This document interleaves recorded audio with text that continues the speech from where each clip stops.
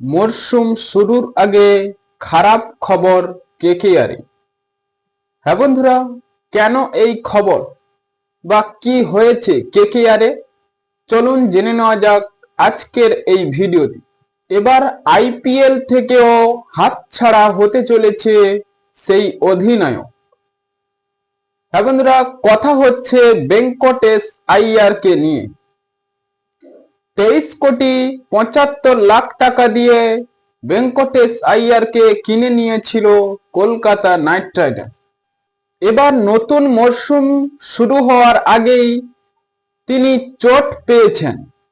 রঞ্জি ট্রফিতে মধ্যপ্রদেশ ও কেরালার সাথে খেলার সময় ইনিংসের তৃতীয় বলের সময় তিনি গোড়ালিতে চোট পান এবং সেই চোট গুরুতর বলে জানিয়েছে টিম ম্যানেজমেন্ট। এবং ভেঙ্কটেশ আইয়ার চোট পাওয়ার পর সেখানে ফিজিও গিয়ে চিকিৎসা করে।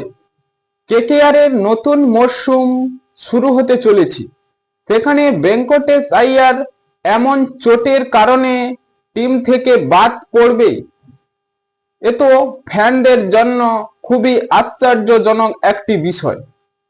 কারণ এই ক্রিকেটার কেকেআরের মধ্যে সব থেকে দামি ক্রিকেটার, তাই অনেক ফ্যানরাই মনে করছে এত দাম দিয়ে কেনার ফলে হয়তো তাকে টিম ম্যানেজমেন্ট কেকেআরের অধিনায়ক করাবে।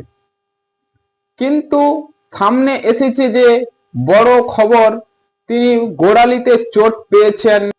হ্যাঁ বন্ধুরা, কেকেআর ম্যানেজমেন্ট কি পারবে ভেঙ্কটেশ আইয়ারকে সুস্থ করে বা স্বাভাবিকভাবে সেই ক্রিকেট খেলার ফিরিয়ে আনতে?